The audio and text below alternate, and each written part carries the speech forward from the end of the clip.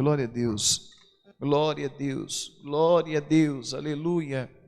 Aleluia. Soberano Deus e eterno Pai, nós entramos na tua presença agora em oração, Senhor, para pedir a ti, Senhor, intervenha, Pai, com a tua mão poderosa, intervenha com o teu poder, Pai, para curar, para libertar, para fazer, Pai, o milagre por completo, Senhor. Tu és o Deus, Pai, que pode abrir portas para o desempregado. Tu és o Deus que pode dar paz, Pai, ao atribulado. Tu és o Deus que pode, Pai, revogar toda sentença de morte, toda sentença maligna, Senhor, na vida do teu povo, Pai. Por isso agora nós oramos a ti e pedimos paz para esse lar atribulado, conturbado.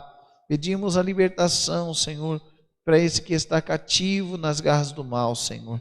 Senhor, nós apresentamos, Pai, as causas na justiça, apresentamos também, Senhor, os enfermos que estão, Senhor, dentro de uma UTI, dentro de uma CTI, internados em observação.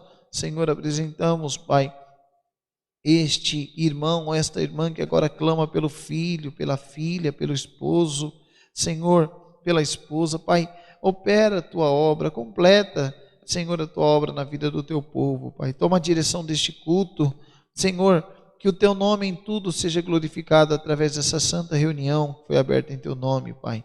Manda do céu a tua palavra, fala com a nossa alma, renova as nossas forças, alegra a tua igreja na terra, Pai. Senhor, todas essas bênçãos a ti pedimos, em nome de Jesus Cristo, aquele que reina para todo sempre. Amém. Glória a Deus, glória a Deus, glória a Deus, aleluia.